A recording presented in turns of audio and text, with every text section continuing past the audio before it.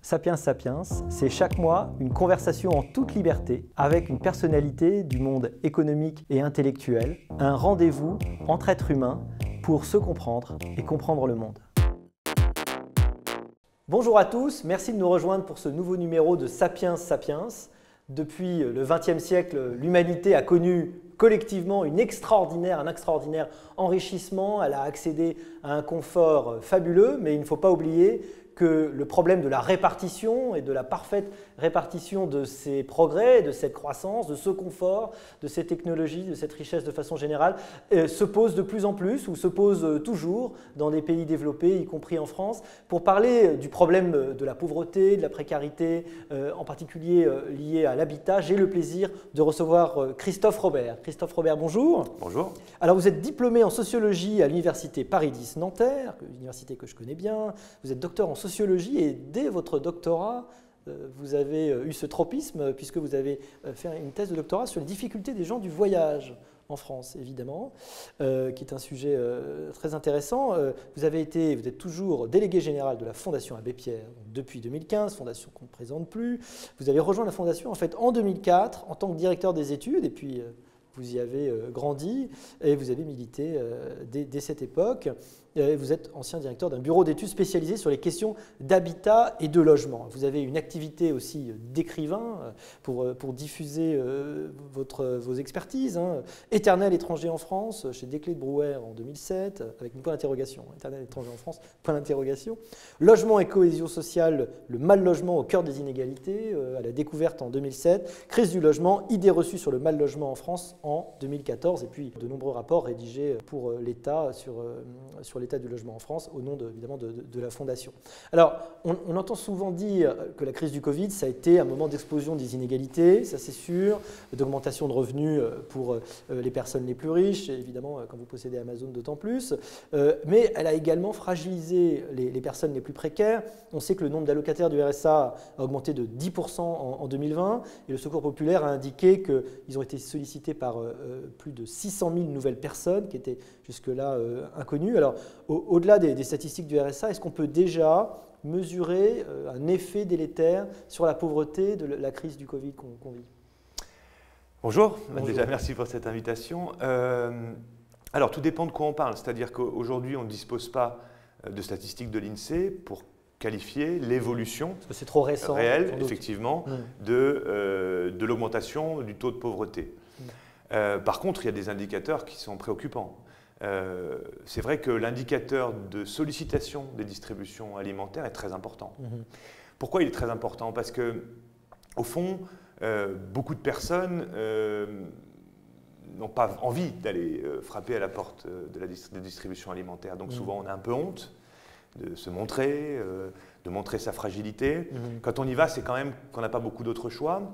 On a vu aussi un indicateur qui va dans le même sens, c'est qu'au moment où les écoles ont fermé lors du premier confinement, on a pu mesurer à quel point l'absence de repas scolaires, des cantines scolaires, la fermeture des cantines scolaires, pouvait avoir un impact financier important parce que vous avez 3 enfants, vous avez par repas un coût de l'ordre de 1 à 2 euros selon le quotient familial et des repas équilibrés. Et cette absence, cette fermeture des cantines scolaires faisait que pour des budgets très serrés, c'était déterminant. 3 enfants par jour, tout d'un coup, 5 sont jours à la par maison, semaine. bien sûr. Effectivement, pareil, la hausse des charges liées au fait de devoir se confiner, rester dans son logement. Donc, bien sûr, l'augmentation importante du nombre de personnes en situation de chômage, bien sûr, la hausse du RSA, l'augmentation des distributions alimentaires, grosso modo de 20 à 40% selon les territoires, et savoir finalement si durablement des personnes vont rester dans cet état de fragilisation, de précarisation, ça par contre c'est trop tôt pour le dire. Par contre, il y a un point qui a été moins visible pendant cette période, c'est que globalement, on pourra en parler, mais pendant cette année, la protection sociale a joué son rôle en France quand même. C'est-à-dire qu'il y a eu un investissement très des amortisseurs très puissants. Des amortisseurs très puissants. Donc macroéconomiquement, c'est très significatif, ces amortisseurs, mais il y a pas mal de monde qui sont passés au travers des mailles du filet. Je vais prendre 2 exemples. Toutes les mesures qui ont été prises, chômage partiel, fonds de garantie, aide exceptionnelle, bon, par exemple, tous ceux qui sont dans l'économie souterraine n'en ont pas bénéficié.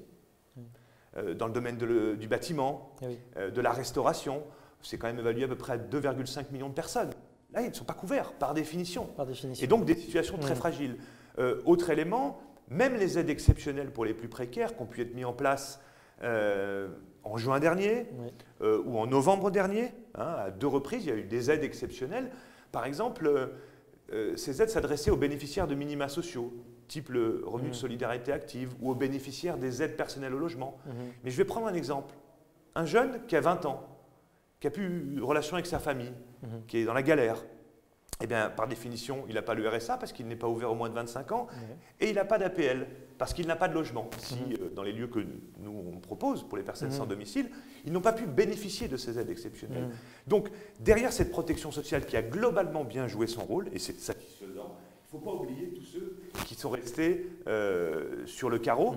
Puis peut-être un dernier enseignement un peu général dans cette période si inédite, c'est qu'au fond, ceux qui étaient déjà en situation de précarité, de mal logement, de grande fragilité, sont encore un peu plus loin de trouver une solution digne, parce que plus il y a de monde sur le marché du travail en situation de chômage, on va dire, ou plus il y a de monde qui cherche une situation de logement, ben ceux qui ont vécu des choses très difficiles, qui n'ont pas forcément les bonnes formations, qui n'ont pas forcément les bons réflexes, les bons réseaux, ils sont encore plus loin, parce qu'il y a plus de monde au portillon. Et puis, le deuxième facteur, c'est ceux qui n'étaient pas habitués des services sociaux, qui ne sollicitaient pas finalement l'aide publique avant cette crise, en sont venus à le faire. Ils n'avaient pas cette habitude. Voilà. Et là, est-ce que c'est un basculement temporaire ou durable? C'est encore trop tôt pour le dire, mais en tout cas, il faut tout faire pour que ce ne soit pas durable. L'avenir le dira, heureusement, malheureusement plutôt. Il y avait des problèmes qui existaient bien avant la crise du Covid, et dont on parle depuis très longtemps, et au premier chef, évidemment, la crise du logement. On a l'impression que, enfin, le problème du mal logement, très exactement, on a l'impression qu'en France, heureusement, les problèmes d'alimentation peuvent se régler, personne ne meurt de faim, Dieu soit loué. En revanche, les problèmes de logement sont des problèmes endémiques dont on a l'impression qu'on n'arrive pas à les régler. Alors, il y avait un sondage Ipsos à la Fondation Abbé Pierre, publié en janvier 2021, donc tout récent, hein, qui nous enseignait que 14% des Français ont eu des difficultés liées au logement en 2020. Et dans votre rapport annuel publié en mars dernier, vous estimez que près de 4 millions de personnes, ça fait quand même 6% de la population, sont mal logées en France. Donc on a l'impression que c'est un diagnostic qu'on a fait depuis très longtemps, que c'est un diagnostic que la Fondation Abbé Pierre porte, qu'il y a eu énormément de lois qui ont été faites, qu'il y a beaucoup de choses qui sont faites pour essayer d'accompagner cette question et de régler cette question. Et on n'a pas l'impression qu'il y ait beaucoup de progrès. Alors, est-ce qu'on ne voit pas les progrès? Est-ce qu'il y en a? Est-ce qu'il y a une évolution? Et puis 2, évidemment, qu'est-ce qu'on peut continuer à essayer de faire? Alors, il faut rentrer un peu dans le détail pour répondre à vos questions. Oui, parce que c'est un problème complexe. Oui, mais parce qu'effectivement, je voudrais remonter un peu dans le temps peut-être pour justement, puisque vous m'invitez à réfléchir à est-ce que ça a un petit peu changé, est-ce que ça va mieux, moins bien, est-ce qu'il y a des choses qui ont été faites ou pas. J'ai envie de revenir au combat de l'Abbé Pierre de 1954. On sortait de la Deuxième Guerre mondiale, il y a eu beaucoup de démolitions de logements, on avait des situations innommables de bidonvilles, de personnes dans des conditions de logement vraiment catastrophiques. Donc, si on regarde ce qui s'est passé depuis 1954, globalement, la qualité des logements s'est améliorée, le nombre de mètres carrés par personne, par ménage a fortement évolué. Quand je disais la qualité du logement, c'est avoir une salle de bain, des toilettes, l'eau courante, une électricité de qualité dans son logement. Ça s'est démocratisé, en quelque sorte, pour faire vite. En revanche, en 2021, il y a encore des personnes qui vivent comme en 1954. À peu près 15 000 personnes qui vivent dans des bidonvilles, c'est la statistique publique. Ces bidonvilles qu'on avait pensé avoir résorbées dans les années 70. Vous savez, quand on a créé ces grands ensembles en périphérie des villes, c'était vraiment une évolution majeure. Des personnes sortaient de bidonvilles, se retrouvaient dans un logement spacieux, ouvert, équipé. Ben oui, non, il y a 15 000 personnes qui vivent dans des bidonvilles, au sens propre du terme. Donc, tout n'est pas linéaire dans cette histoire-là. Et en fait, il y a une étape majeure, qui est celle des années 2000. Parce que dans les années 80, on a déployé beaucoup, 80, 90, beaucoup de dispositifs pour tenter d'apporter une réponse à ceux qui ne trouvaient pas de solution pour se loger. Le déploiement des APL, des aides personnalisées au logement, qui sont une aide sociale très importante, très puissante. la volonté de produire davantage de logements sociaux, avec aujourd'hui 4,5 millions de logements sociaux en France. Un modèle économique qui est jalousé par nos partenaires européens, qui a plus de 100 ans, qui fonctionne bien à l'échelle du temps. Mais il s'est passé quelque chose, notamment dans les années 2000. De 2000 à 2012, on a vu flamber les prix de l'immobilier. En moyenne, ils ont doublé. On a vu augmenter considérablement les prix des loyers, les charges, du fait des coûts de l'énergie. Et à ce moment-là, on a pris peur en quelque sorte, parce que alors qu'on était dans une logique, j'allais dire, de progrès depuis 50 ans, là on s'est retrouvé face à une augmentation considérable des coûts du logement, et vous citiez l'alimentation, ça s'est inversé, c'est-à-dire que le premier poste de dépenses des ménages dans les années 80, c'était l'alimentation, aujourd'hui c'est le logement, avec 25% en moyenne de budget des ménages dédié au logement. Mais ça veut dire que 25% en moyenne, c'est riche compris. Catégorie moyenne. En réalité, il y a une très forte variance. Et oui, et pour beaucoup, c'est 40, 50, nous des personnes qu'on accompagne, qu'on aide, c'est 60% parfois. Bien sûr. Donc, la non-maîtrise de l'évolution de ces coûts du logement, et on pourra discuter des outils pour répondre à ça, des manières de faire, fait que le logement est devenu de plus en plus excluant. Donc, il y a eu les personnes mal logées, les 4 millions dont vous parlez, mais aussi les classes moyennes inférieures qui ont commencé à rencontrer des difficultés pour se loger. Et on est en plein dans cette étape-là où, si on ne fait rien, le logement contribue considérablement à produire de l'exclusion, mais aussi, on pourra en parler, à creuser les inégalités. Oui, et pourtant, l'État donne chaque année 42 milliards d'euros par an au secteur du logement, dont 21 milliards au titre des APL. Est-ce que l'argent est mal utilisé? Est-ce qu'il n'y en a pas assez? Vous avez dit au titre des APL? Dont 21 milliards, d'après mes chiffres. Est-ce que je me trompe? Alors, allez-y. Alors, la question, c'est est-ce qu'il n'y en a pas assez? Est-ce que c'est mal utilisé? Est-ce qu'il y a une question de répartition des moyens? On a l'impression qu'on fait déjà beaucoup, autrement dit. Est-ce qu'il faut en faire plus ou est-ce qu'il faut faire mieux? Probablement les deux, j'imagine. Non, mais c'est une très bonne question, mais il faut faire très attention. De quoi parle-t-on? De 40 milliards. En fait, ce n'est pas 40 milliards de l'État, c'est l'effort public consacré au logement. Donc vous avez le budget de l'État, des collectivités locales, vous avez les partenaires sociaux, par exemple via Action Logement. Donc ce n'est pas que l'État.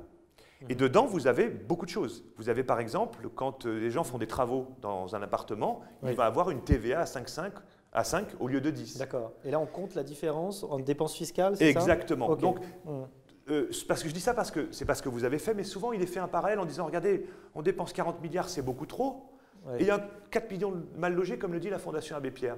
Mais de quoi parle-t-on? En tout cas, ce n'est pas satisfaisant qu'il y ait encore 4 millions de mal logés, ça c'est sûr. Oui, mais surtout, il faut qu'on ait un débat collectif sur où est-ce qu'il faut mettre des moyens. Donc, ce n'est pas que du budget de l'État. Est-ce que quand on s'interroge sur 40 milliards, il faut supprimer cette fiscalité avantageuse pour les travaux chez les particuliers? C'est une question. En tout cas, ce n'est pas destiné à la lutte contre le mal logement uniquement, même si c'est beaucoup. Il y a beaucoup de choses dedans. Pour les APL, on était plutôt au début du quinquennat à 18 milliards, ça a baissé, plutôt à 16,5 milliards aujourd'hui. Parce que, pourquoi je dis qu'il faut être vigilant sur cette analyse? Parce que, budgétaire macro, parce que c'est ce qui se passe en ce moment avec le gouvernement. Si on regarde bien, depuis 2017, sur les derniers 3 budgets de la nation, on a baissé le budget de l'État de 10 milliards d'euros sur le logement. Sur 2 leviers majeurs de la solidarité. On a baissé sur les APL et on a baissé sur la construction de logements sociaux. Donc, nous, ce que nous voulons, c'est un débat public. Nous avons ce débat avec le gouvernement qui est compliqué, qui est tendu.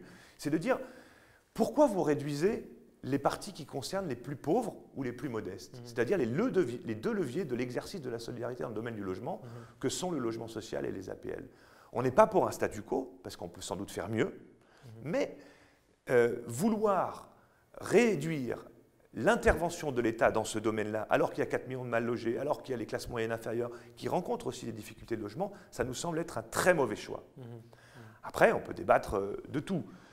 Alors, pour essayer de répondre de façon succincte à votre question, en fait, il faut impérativement qu'on ait un débat parce que soit c'est une injection de finances publiques, de l'État comme des collectivités locales pour aider les ménages mal logés ou les plus fragiles à se loger, dans un marché qui est non maîtrisé en fait. Je parlais des hausses inconsidérées depuis des années dans le domaine du logement. Soit on fait ça, soit on fait de la régulation des marchés immobiliers. C'est difficile en France d'accepter ça, mais je donne des exemples, mais en Allemagne, en Suisse, encadrer les loyers, c'est quelque chose qui est considéré comme normal. Ça ne veut pas dire tout bloquer les prix. Ça existe à Paris, si je ne me trompe pas. Alors, on est sur un dispositif qui est balbutiant, qui vise plutôt à faire baisser les loyers les plus chers. Ce n'est pas un encadrement généralisé. Mais avoir un débat sur la régulation des marchés nous semble essentiel. Pourquoi? Parce qu'au fond, la question du logement, ce n'est pas qu'un problème de logement. Donc il ne faut pas le laisser juste à un débat d'économistes sur les marchés immobiliers. Les conséquences de mauvaises conditions de logement, complètement, elles ont un impact sur la scolarisation des enfants, sur la santé, la précarité énergétique par exemple, l'habitat indigne. Ça a un impact sur le vivre ensemble, la ségrégation territoriale, le fait de dire quand vous avez tant de ressources, vous n'avez pas le droit de vous loger dans la ville où vous travaillez, mais vous allez vous loger très loin. C'est des questions de société majeures. Donc, nous, il nous semble qu'il faut absolument mettre des moyens importants de la finance publique pour les plus pauvres, pour ne pas, dans une société moderne comme la France, qu'il y ait autant de personnes sans domicile, par exemple. Hein, c'est un chiffre qui a doublé, la statistique sur le nombre de personnes sans domicile en France. Donc, orienter les finances publiques vraiment vers le soutien aux plus fragiles, donc la protection sociale, mais après, ça ne suffira pas à répondre à tous les besoins en logements sociaux en France. Donc, il faut qu'on ait une réflexion, moi, ce n'est pas idéologique, mais sur qu'est-ce qu'on fait du foncier, à quoi on l'attribue, est-ce qu'on encadre d'une manière ou d'une autre les marchés immobiliers, les loyers, sans quoi on ne va pas s'en sortir.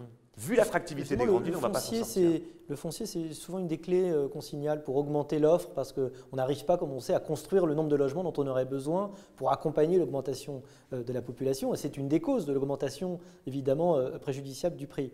Se saisir du foncier, il y avait l'idée d'essayer de prendre cette décision au maire qui souvent est assez conservateur sur ce sujet pour essayer justement d'obliger et de permettre plus de production de logements. Vous pensez que ce serait une bonne piste? Oui, vous avez tout à fait raison sur tous les plans, c'est-à-dire que c'est à la fois un des facteurs d'augmentation des prix qui fait qu'aujourd'hui, même les classes moyennes ont des difficultés à accéder à la propriété. Les primo-accédants, du fait des prix, l'écart entre les ressources des ménages et les moyens demandés pour accéder à la propriété ou les moyens demandés pour se loger convenablement dans un logement qui correspond à la taille de la famille et dans un lieu qui correspond à la proximité avec le lieu de travail, par exemple, est telle que ça crée des tensions très fortes. Donc la question foncière, elle est essentielle sur les prix, et puis elle est essentielle aussi sur quelle ville voulons-nous.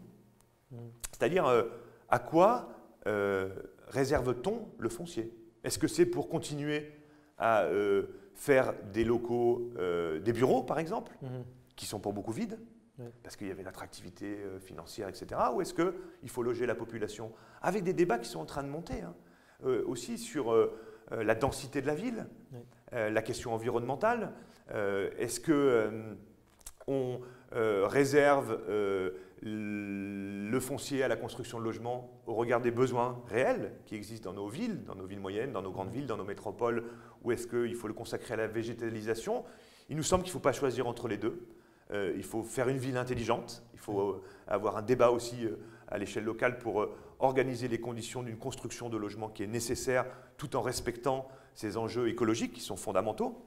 Mais vous voyez bien qu'à chaque fois qu'on parle de logement, il y a un fil à tirer. Le logement social, les APL, le foncier. Et ce dont nous souffrons, en tout cas nous, ce qu'on observe à la Fondation Abbé Pierre le plus, c'est qu'en fait, il y a très peu de débats autour de ces sujets, très peu de débats démocratiques. Il y a très peu de débats aussi, par exemple, à l'occasion d'élections présidentielles. Comme si cette question du logement, finalement, on la réservait aux techniciens ou aux experts.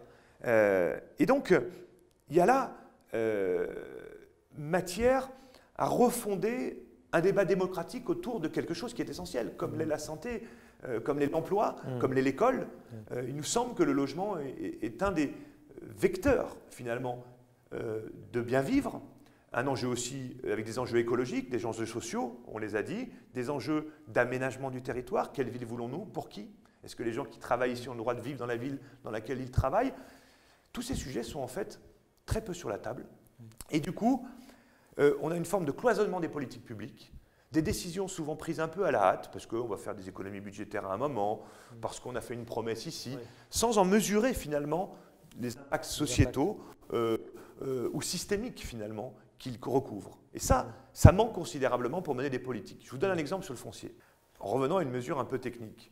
En France, vous avez, dans une ville rurale, un terrain qui est agricole. Ça vaut rien, d'accord, au mètre carré. Oui. Et puis tout d'un coup, parce que, pour plusieurs raisons, j'y reviendrai, on va rendre ce terrain constructible.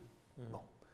Celui qui a la chance d'avoir ce terrain, il va augmenter sa valeur de 20, de 40, enfin par 20, par 40, et il va en tirer les bénéfices. Il y a des pays où le foncier appartient à la collectivité, en quelque sorte, d'une manière ou d'une autre. Où on dit, bah oui, mais non, mais parce que le foncier, il faut qu'il y ait une vue d'ensemble de la collectivité. Ouais. Qu'est-ce qu'on va en faire? Un équipement public, une crèche, une école. Ou quand il y a des plus-values qui sont liées en fait à la collectivité, qui a amené l'eau, l'électricité, qui a fait des routes, et ça devient constructible ce terrain, eh bien il y a un partage de la plus-value. Une partie va revenir au propriétaire du terrain, une partie va revenir à la collectivité. C'est pour vous donner juste un exemple, pour dire ces questions-là d'urbanisme, de logement, d'habitat, il faut les remettre à l'échelle des questions sociétales et ça va avoir des impacts sur, selon ce qu'on décidera collectivement, sur les mesures techniques ou financières, comme par exemple le partage de la plus-value sur la valeur foncière. Absolument. Restez chez vous, souvenez-vous, hein, c'était le slogan le plus martelé au printemps 2020, mais encore faut-il évidemment avoir un chez soi.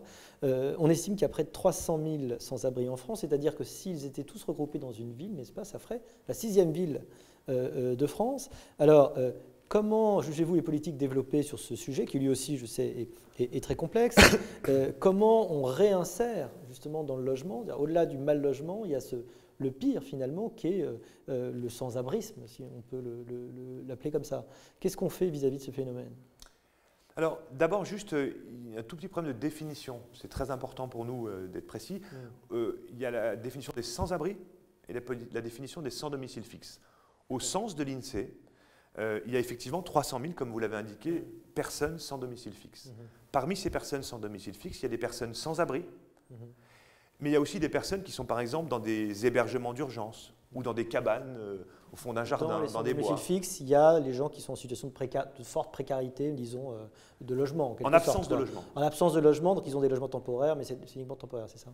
Ou des hébergements temporaires plutôt.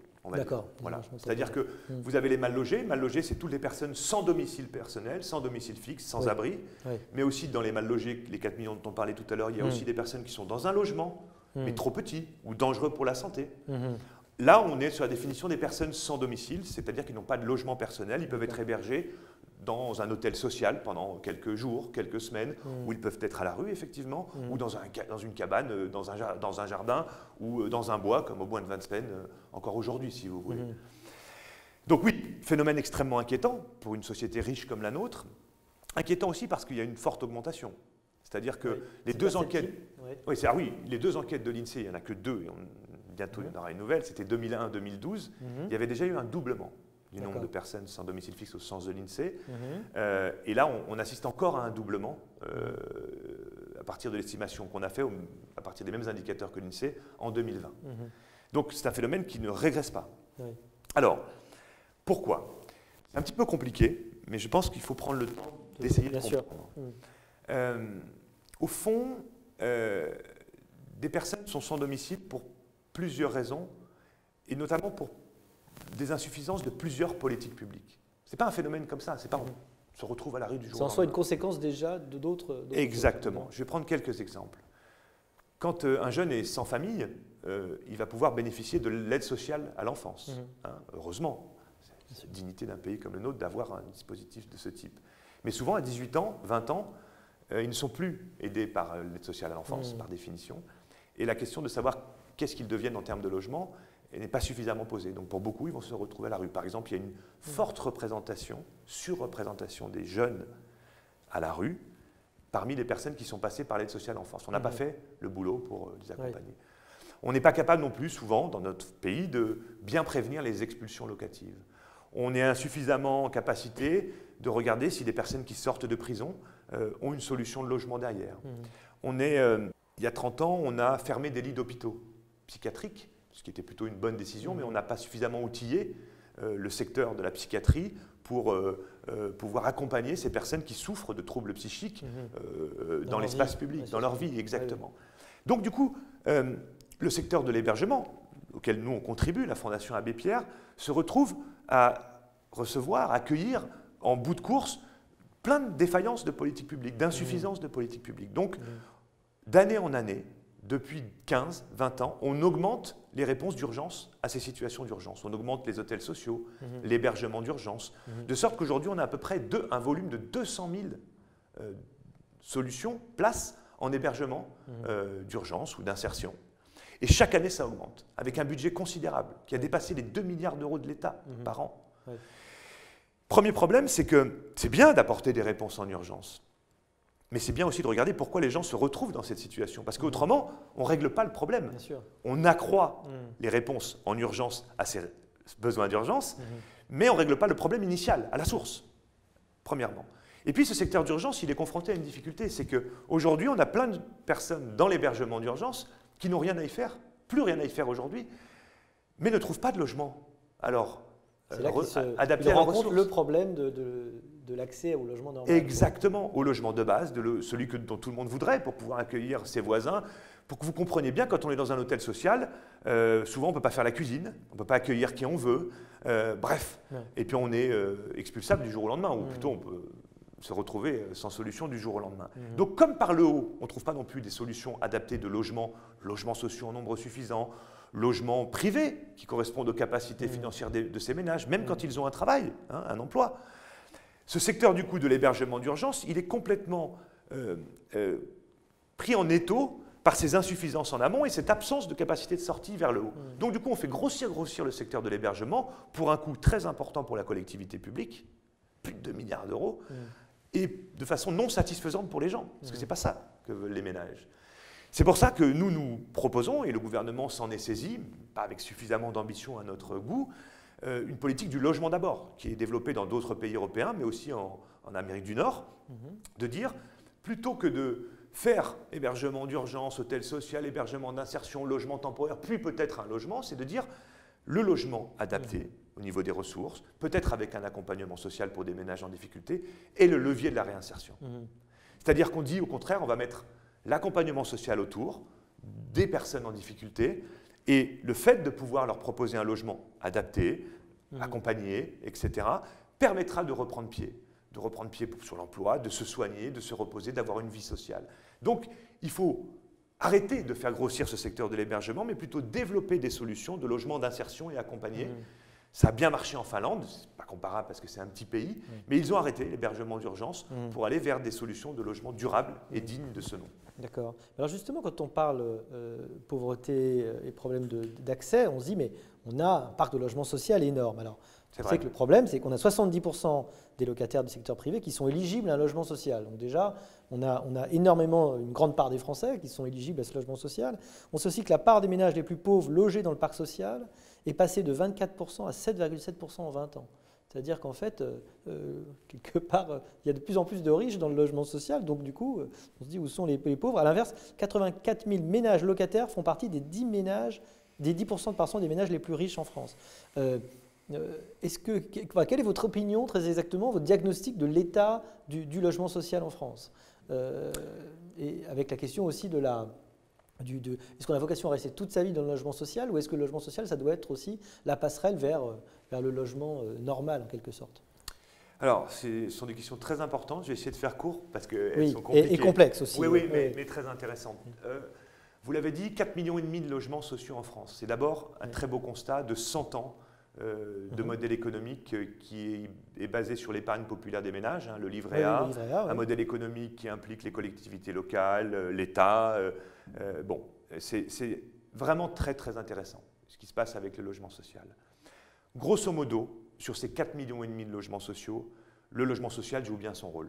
C'est-à-dire qu'il répond à des besoins sociaux pour des personnes qui ont besoin d'être aidées, qui ne trouvent pas pointure sur le marché tel qu'il est aujourd'hui. Bon. Grosso modo aussi, d'année en année, ceux qui rentrent dans le logement social sont plus pauvres que ceux qui en sortent. Donc il joue bien son rôle aussi de manière macroéconomique. Il y a quelques problèmes, quantitativement très insignifiants, de personnes qui ont des ressources trop élevées qui ne devraient plus y être. Donc au fil des années, la législation… C'est vrai qu'il y avait des systèmes de surloyer, effectivement. C'est ça, c'est ce que j'allais dire. D'abord, il y a eu des systèmes de surloyer pour faire que ceux qui auraient normalement les moyens de se loger ailleurs quittent le logement social. Mais ce système de surloyer n'allait pas jusqu'à dire il faut qu'ils quittent. Ça a évolué, de sorte qu'à partir d'un certain niveau, si l'idée c'est que les personnes quittent. Donc il peut y avoir quelques dérives ici ou là. Quantitativement, c'est très faible, sincèrement. Mais il faut les combattre, absolument. Par contre, on a un autre problème. Alors, c'est que le modèle économique, tel qu'il a évolué depuis 20 ans, quand je dis le modèle économique, c'est les apports en subventions, ce sont les fiscalités avantageuses pour la production de logements sociaux, c'est la mise à disposition de foncier, à quel prix, qu'on évoquait tout à l'heure. C'est aussi l'adéquation entre les niveaux de loyer du logement social et les aides personnelles au logement, les APL.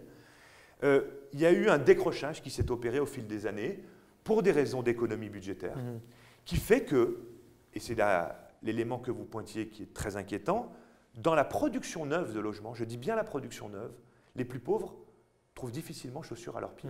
C'est-à-dire que même pour les plus pauvres, la production neuve de logements sociaux amène des niveaux de loyer trop chers.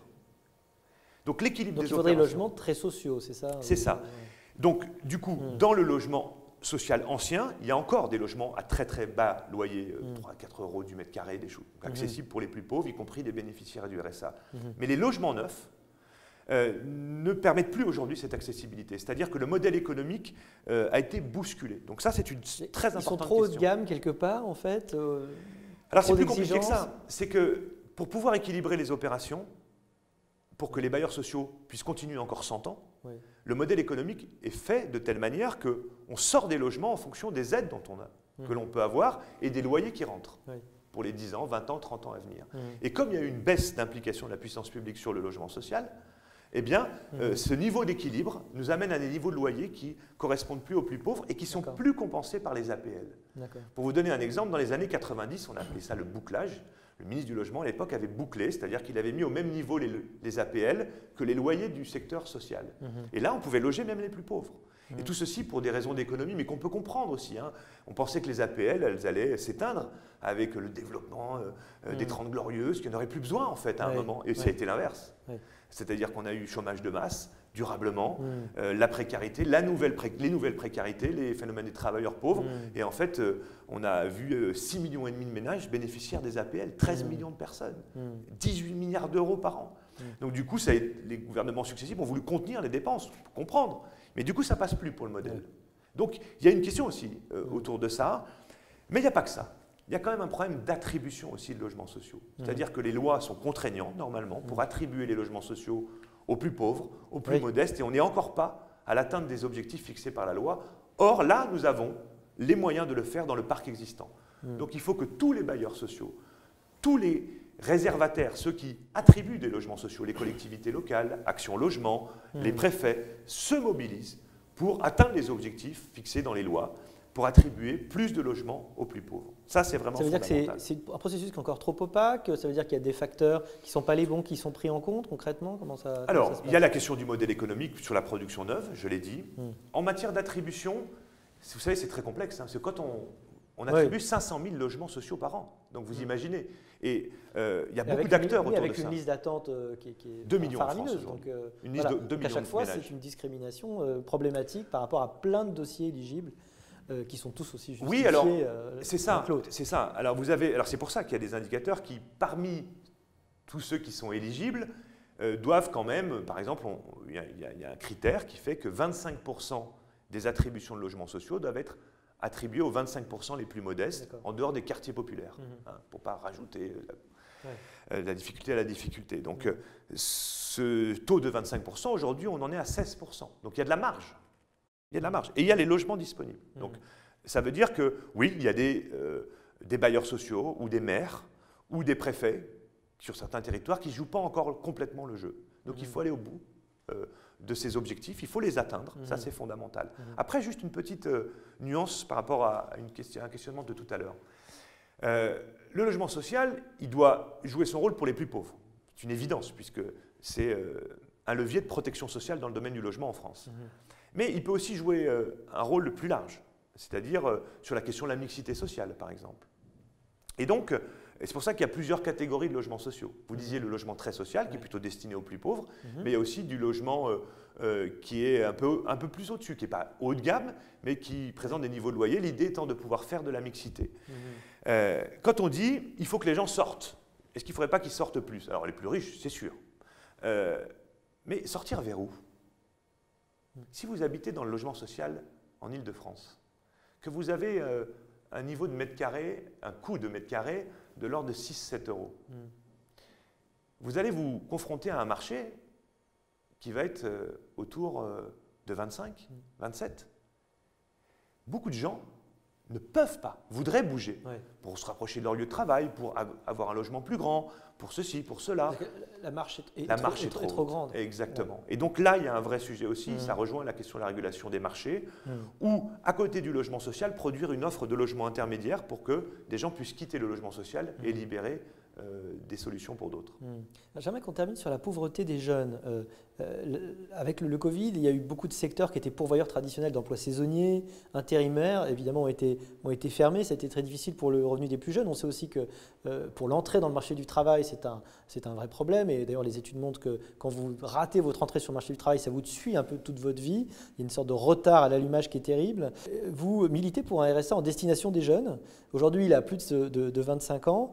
Est-ce que cette proposition ne doit pas s'accompagner d'un droit à la formation et aux compétences? Est-ce qu'il n'y a pas une articulation aussi aujourd'hui? Parce qu'on sait que les statistiques sont radicalement différentes entre un jeune formé, évidemment, même si aujourd'hui ça peut être plus compliqué, et puis un jeune qui n'est pas formé. On a l'impression que c'est vraiment la ligne de partage aujourd'hui dans les difficultés des jeunes. C'est la non-formation, c'est malheureusement le passeport pour les difficultés. Complètement. En fait, je pense qu'il faut bien qu'on analyse pourquoi on appelle un RSA pour les moins de 25 ans. Mais d'abord dire, je suis 100% d'accord avec ce que vous avez dit sur la formation, l'accompagnement vers l'emploi. C'est fondamental. C'est fondamental. C'est évident que le RSA pour une personne seule est à 500 € aujourd'hui. Vous ne réglez pas le problème de l'insertion des jeunes de cette manière-là. Donc, la question de la formation, la question de l'accompagnement à l'emploi, elle est déterminante, y compris pour lutter contre la reproduction des inégalités. Donc c'est fondamental. Mais ce n'est pas parce que cette dimension-là, elle est première, elle est centrale, elle est fondamentale, elle est essentielle, que l'autre versant ne doit pas être regardé, celui des conditions de vie minimales. Et c'est là où nous avons un énorme coup de colère. Mais vraiment, moi je vous avoue que je ne comprends pas ce débat que nous avons, pas là, mais avec les politiques publiques depuis longtemps, pas seulement avec ce gouvernement, sur ce refus d'ouvrir le RSA aux moins de 25 ans. Les arguments, nous les avons entendus depuis longtemps, nous et d'autres associations de solidarité, pour dire non mais enfin, vous n'allez quand même pas faire un apprentissage à l'assistanat dès 19 ans, 20 ans. C'est pas ça la France, c'est pas ça que l'on veut pour nos jeunes. Personne ne veut ça. Mais j'ai beaucoup réfléchi. Quand les classes moyennes ou les classes moyennes supérieures aident un jeune de 20 ans à pouvoir financer ses études, s'alimenter convenablement, avoir un peu de loisirs, pouvoir éventuellement se loger dans une ville universitaire pour accéder à telle université, on ne parle pas d'assistanat, on donne le coup de pouce, on donne le coup de main qui permet justement de se former pour pouvoir atteindre ses envies, trouver sa place dans la société, dans le monde de l'emploi, etc., etc. Et puis surtout, je crois qu'il y a une cécité, il y a un aveuglement. Quand on parle d'ouvrir le RSA aux moins de 25 ans, il faut avoir en tête quoi? Les jeunes en rupture familiale. Quand un jeune aujourd'hui est en rupture familiale, il n'a plus de soutien de sa famille. Et nous, on accueille dans nos lieux d'accueil pour les personnes sans domicile beaucoup de jeunes, beaucoup de jeunes de moins de 25 ans en rupture familiale. C'est 0 € de ressources. Comment voulez-vous vous projeter? Comment voulez-vous penser formation? Penser ou réussir à maintenir son emploi, rester propre, à rester digne au boulot, ou trouver un emploi, se soigner, se reposer, se présenter dignement, avoir des relations sociales avec 0 € de ressources. Nous-mêmes, on ne sait pas comment accompagner ces personnes. Bien sûr. Pour les amener vers l'autonomie. 0 €. Donc, je pense qu'il y a toute une série de débats, peut-être qui ont été mal posés, y compris par nous. C'est-à-dire qu'on n'a pas suffisamment montré de qui parlons-nous, expliqué les parcours.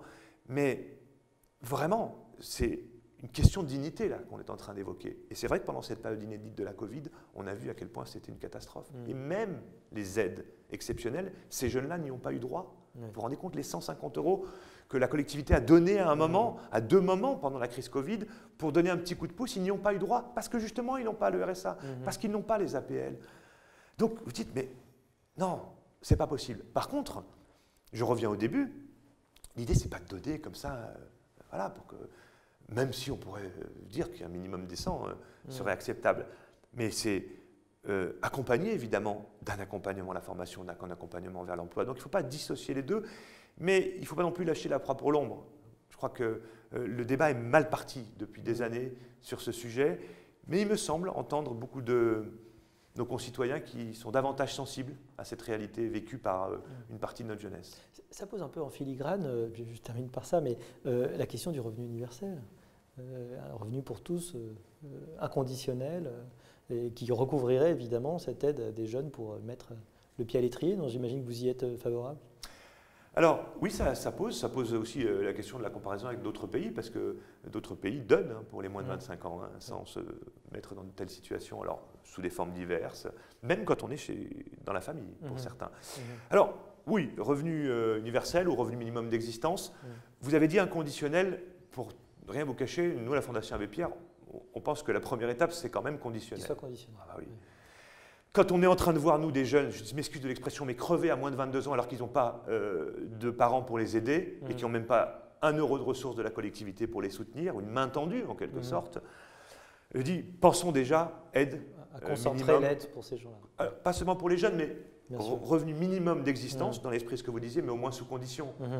Parce que j'entends la société des loisirs, la reconnaissance aussi de l'utilité de l'engagement associatif, la reconnaissance du caractère essentiel des personnes qui restent s'occuper de leurs enfants, enfin, tous ces débats qu'il y a autour du revenu minimum, du revenu universel. Mais le mettre sans condition d'emblée, ça me paraît compliqué à ce stade de développement de la protection sociale en France. Donc commençons par ceux qui ont besoin d'être aidés, peut-être, et réfléchissons ensuite à ce que ça pourrait dire du point de vue sociétal que de penser un peu plus largement. Alors pour terminer, on a une question traditionnelle, mais ça va peut-être être facile pour vous, mais comment on choisit sa vocation? Comment on s'intéresse à ces sujets? Comment on en vient à faire ce que vous faites aujourd'hui? Est-ce que ça a été évident pour vous depuis toujours? Est-ce que dès vos travaux de thèse, vous êtes intéressé? Je ne sais pas si c'est évident, mais je vais vous dire une chose, c'est... comment dire, je ne m'attendais pas à une question personnelle. Je vous ai pris par surprise. Oui, bien joué. Non, vraiment, j'ai envie de le résumer de la manière suivante.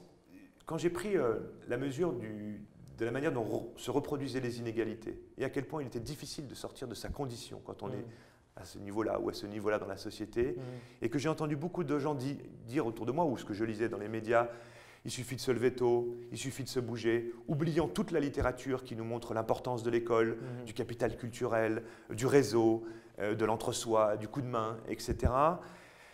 Je trouve que c'est profondément injuste. C'est-à-dire que ne pas tenir compte de cette littérature qui nous apprend les caractères difficiles pour sortir et lutter contre sortir de sa condition et lutter contre les inégalités, et voyant la manière dont un certain nombre de débats se posait dans la société, je me suis dit c'est pas possible, c'est pas vrai, donc il faut faire quelque chose. Alors ça peut passer par la recherche, ça peut passer par l'aide directe, ce que nous faisons nous à la Fondation Abbé Pierre, ou le plaidoyer que nous faisons aussi à la Fondation Abbé Pierre. Ça peut passer par un sourire dans la rue auprès des personnes les plus fragiles, ça passe par la fraternité vis-à-vis de ceux qui souffrent, vis-à-vis de ceux qui sont en exil.